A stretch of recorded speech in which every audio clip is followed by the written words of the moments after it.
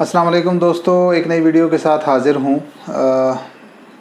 आगाज़ करते हैं एक छोटी सी कहानी के साथ जो कि ओरिजिनल भी है, थोड़ी अफसोसनाक भी है।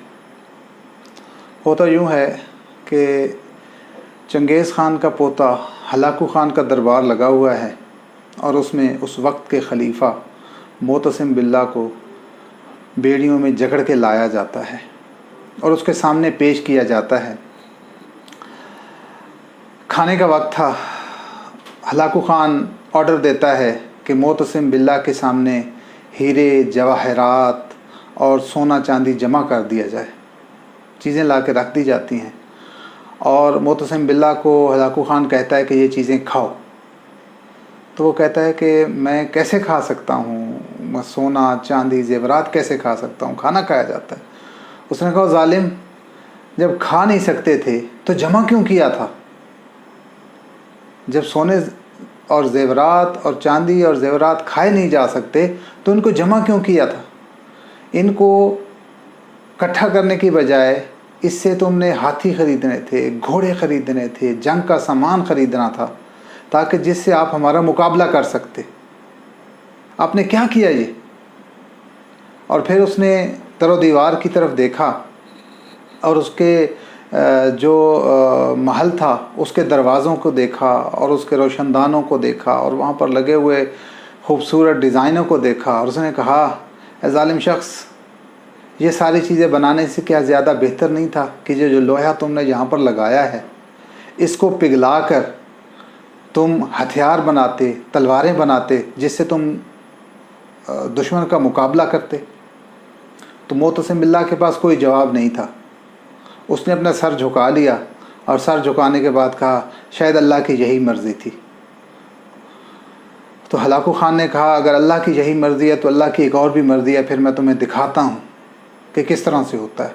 उन्होंने ख़ास किस्म का लिबास पहनाया उसे और घोड़ों के टापों से रौंद डाला उसको और उसकी लाश के टुकड़े हो गए। कोई चीज़ नहीं बची, सब कुछ। और फिर उसके बाद उन्होंने बगदाद की ईंट से ईंट बचा दी, कुछ बाकी नहीं बचा। आप लोगों ने पढ़ा ही होगा कि दरियाओं के रंग भी चेंज हो गए। क्या हुआ? वजह ये थी कि वो अय्याशी में पड़े हुए थे। दुनिया ही के वो हुक्मरान सब कुछ समझ रहे थे कि शायद ये दुनिया ही सब कुछ है। और जो नंगी घोड़े की पीठ के ऊपर बैठकर चंगेज़ ख़ान जो हलाकू ख़ान आए थे, उन्होंने उनको रौंद डाला और उनके पास उनका कोई जवाब नहीं था। तो फिर जो फ़ैसला किया ना, वो घोड़ों को टापों ने किया और ऐसे हुक्मरान नीस्त व नाबूद हो गए। इस स्टोरी सुनाने का आपको मकसद एक छोटा सा है। मैं कोई सियासी तजिया निगार तो हूँ नहीं, लेकिन बीइंग ए मुस्लिम मेरा यह हक़ बनता है कि मैं अपनी राय का इजहार करूँ। आपने देखा होगा कि करंटली यूएई ने इसराइल को तस्लीम कर लिया और सऊदी अरेबिया, बड़े बोझल दिल के साथ कह रहा हूँ, अंदरूनी खाना कर चुका है और बाकायदा ऐलान जल्द मुतवक्को है। और बाकी जो मुस्लिम रियासतें हैं वो तकरीबन तैयार बैठी हुई हैं, क्योंकि ये काफ़ी अरसे से अंदरूनी खाना मुहिम चली आ रही थी और उनको ये इस चीज़ के ऊपर बावर कराया जा रहा था कि आप ये चीज़ कर लें। अब यूएई या अरब ममालिक थोड़ा आपको पता है रजिस्ट कर रहे थे कि नहीं करते, लेकिन यूएई को जो बाखबर ज़राए के मुताबिक यूएई जो है, आपको पता है उसकी सारी की सारी इकॉनमी जो खड़ी है वो हवा में है। इकॉनमी कुछ भी नहीं है। यूएई के पास क्या चीज़ है? कुछ भी नहीं है। और वो हेड ऑफिस बना हुआ है सारी दुनिया का। तो यहूदी लॉबी ने थ्रेट किया था उनको कि अगर आप हमें एक्सेप्ट नहीं करेंगे तो हम आपकी गलियों में एहतजाज करवा देंगे और आपकी जो सो कॉल्ड इकॉनमी खड़ी हुई है ये नीस्त व नाबूद हो जाएगी। और जो सऊदी अरेबिया है, मोहम्मद बिन सलमान है, या जो भी इस वक्त वहाँ पर साहिब इक़्तिदार हैं, उनको भी अमेरिका के हाथों धमकी दिलवाई गई कि आप हमें एक्सेप्ट करें, अदरवाइज़ आपका कुछ नहीं बचेगा। तो पाकिस्तान के ऊपर भी इस वक्त बड़ा शदीद दबाव है। मरहलावार चीज़ें हो रही हैं। पहले यूएई, फिर छोटे छोटे अरब ममालिक और फिर पाकिस्तान, और शायद पाकिस्तान से पहले सऊदी अरेबिया की बारी आएगी कि आप उसको एक्सेप्ट करें। पाकिस्तान रिटेलिएट कर रहा है और अकॉर्डिंग टू जो सोर्सेज हैं पाकिस्तान रिटेलिएट करेगा। اتنے جلدی ایکسیپٹ پاکستان کرنے والا نہیں ہے.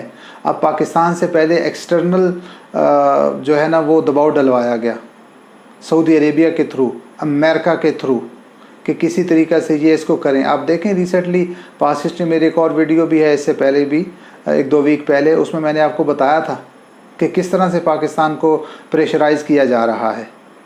لیکن پوری دنیا کی آنکھوں میں اگر کوئی طاقت کھٹکتی ہے مسلم دنیا میں تو وہ صرف پاکستان ہے، اور اس کی ریزن پاکستان کا ڈیفنس سسٹم ہے، پاکستان کی فوج ہے.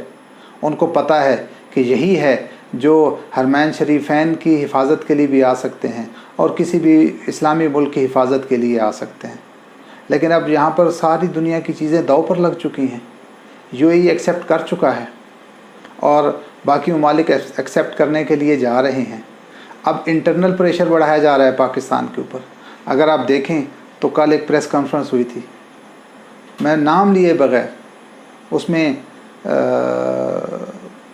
اور کچھ نہیں تو ہماری جو سیاسی جماعتیں ہیں ان میں سے ایک مسلم جماعت اور ایک جو ہے دوسری جماعت وہ بیٹھی ہوئی تھی، اور انہوں نے بڑا کلیئر میسیج دیا کہ ہم محبت کے خواہاں ہیں اور یہ ہے اور وہ ہے، اور بڑے بھاشن جپے ہیں انہوں نے. اس سے پہلے کہاں تھے جب فلسطین کے اندر آپ کی بیٹی کو گولی مار دی جاتی ہے؟ آپ کہاں پر ہوتے ہیں؟ کیا ہم مسلمان ایک جسم نہیں ہیں؟ صرف اس لیے کہ پاکستان کے لیے جی کچھ لوگ کچھ سو کالڈ انٹلیکچوئل کہہ رہے ہیں کہ پاکستان کے لیے جی بڑے مواقع ہو جائیں گے اور پاکستان معاشی طور پر بڑا اوپر آ جائے گا اور انہیں ایکسیپٹ کر لینا چاہیے. بھائی کس چیز کو ایکسیپٹ کرنا چاہیے؟ وہ تو فلسطین کی جگہ ہے، وہ تو اسرائیل کی جگہ ہی نہیں ہے. کیا قائد اعظم سے بڑا کوئی انٹلیکچوئل، قائد اعظم سے بڑا کوئی ذہین انسان تھا؟ قائد اعظم نے جب پاکستان بنایا تھا، ایون کبھی پاکستان بنا بھی نہیں تھا، تو اس وقت قائد اعظم کے بیانات آپ اٹھا کر دیکھ لیں، پڑے ہوئے ہیں. انہوں نے کہا تھا ہم کبھی بھی اسرائیل کو تسلیم نہیں کریں گے. اس کی ریزن یہ ہے کہ یہ فلسطین کی سرزمین ہے. وہ تو تاجروں کے روپ میں آئے تھے. سپوز 1 لاکھ روپے کی چیز تھی، انہوں نے 30 40 لاکھ میں وہ چیزیں خریدی. اس وقت وہی فلسطینی عوام جو اس وقت پس رہی ہے، انہوں نے بڑی خوشی سے چیزیں دینا شروع کر دی کہ جی ہم تو چیزیں دیتے ہیں، اور سونے سے لگ گئی عورتیں، اور معیشت بڑی مضبوط ہو رہی ہے اور چیزیں بڑی مہنگی بک رہی ہیں. کہاں گئی وہ معیشت؟ کہاں گئی وہ امن؟ چلا گیا سب کچھ ایک لالچ کے اوپر، ایک چھوٹے سے لالچ کے اوپر. اب اگر پاکستان کے اندر انویسٹمنٹ کر رہا ہے چائنا اور سی پیک بن رہا ہے، تو کیا یہ چیز چائنا کی ہو جائے گی؟ کیا پاکستان کا جو جتنا ایریا سی پیک کے انڈر آتا ہے وہ چائنا کے انڈر چلا جائے گا؟ سوال ہی نہیں پیدا ہوتا. اور کل چائنا کہے کہ جی مجھے تو یہ دیں جی، میرے ساتھ تو بڑا ظلم ہو گیا، بڑی زیادتی ہو گئی، اور آپ اس کو ایکسیپٹ کریں گے میرا ایریا، تو کیا خیال ہے گوادر ہم دے دیں گے؟ جب وہ جو ایریا آ رہا ہے جہاں جہاں سے وہ ذرا ہے وہ ہم دے دیں گے. تو اسی طرح سے بھائی اسرائیل کو کیسے تسلیم کر لیں؟ امپاسبل، سوال ہی نہیں پیدا ہوتا. اس کی ریزن یہ ہے کہ وہ تو فلسطین کا ایریا ہے.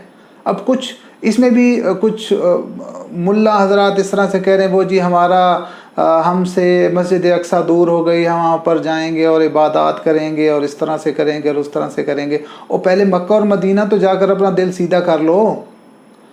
ہمارا تو اب خانہ کعبہ ہی سب کچھ ہے اور مدینہ شریف ہی سب کچھ ہے نا. پہلے اپنے دل وہاں پر تو جا کر سیدھے کر لو. مسجد اقصیٰ تو چلو میں یہ نہیں کہتا ہمارے لیے مقدس ہے، انبیاء کی سرزمین ہے، لیکن اس کا یہ مقصد تو نہیں ہے کہ ہم کرنٹ سے سائڈ منہ موڑ لیں. بہت قسم کے بھاشن دیے جا رہے ہیں اور باتیں کی جا رہی ہیں اور اپنے اپنے فتوے جاری کیے جا رہے ہیں. اور میں یہ آج آپ کو ایڈوانس بتا رہا ہوں کہ فیوچر کے اندر ابھی مستقبل قریب میں ہفتے 2 ہفتے 3 ہفتے کے اندر آپ دیکھیں گے کہ بہت زیادہ پریشر آئے گا پاکستان کے اوپر. اب دیکھنا یہ ہے کہ پاکستان کی گورنمنٹ اس کے اوپر کس طرح سے ریئیکٹ کرتی ہے یا کس طرح سے کرتے ہیں.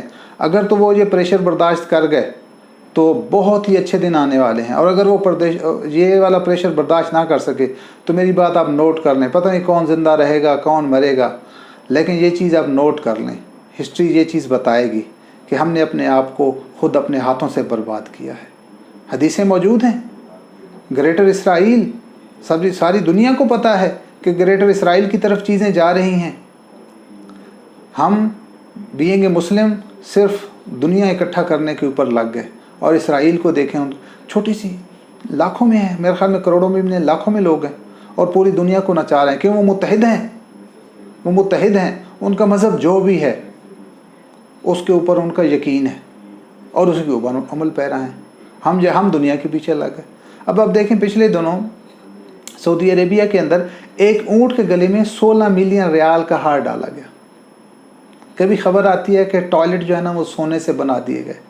کبھی خبر آتی ہے کہ G3 جو ہے یا مشین گن جو ہے وہ سونے سے بنا دی گئی. کبھی آتا ہے کہ جہاز کے اوپر سونے کا پانی چڑھا دیا گیا. جب آپ جہازوں کے اوپر سونے کا پانی چڑھائیں گے اور دنیا داری کے پیچھے پڑ جائیں گے اور انتہائی معذرت کے ساتھ 100 200 بچے پیدا کر لیں گے تو پھر ایسا ہی ہوگا. پھر فوج تو نہیں ہوگی, پھر کنجر ہی پالیں آپ, انہی سے دل بہلائیں اور آگے بڑھیں. اور جب آئے گی باری تو وہی متسم باللہ والی کہانی ہونی ہے. نہ آپ نے سونا کھا سکنا ہے, نہ آپ نے ہیرے نگل سکنے ہیں, اور گھوڑے کے ٹاپ ہوں گے اور روند دیے جائیں گے مسلمان. میری یہ دعا ہے کہ اللہ پاک وہ ٹائم نہ لائے. لیکن اسرائیل اس پوری کوشش میں ہے اور امریکہ اس کے پورے ساتھ ہے, پورے ساتھ ہیں. یہ پوری یہودی لابی جو ہے وہ اکٹھی ہے. اللہ پاک ہم تمام مسلمانوں کو اتحاد دے کہ ہم اس اتحاد سے اس کا مقابلہ کر سکیں. بہت مشکل ٹائم ہے اور اگلے آئندہ آنے والے دل اور مشکل ہونے کے لیے جا رہے ہیں. اللہ پاک ہم سب کا حامی و ناصر ہو. جزاک اللہ خیر. السلام علیکم.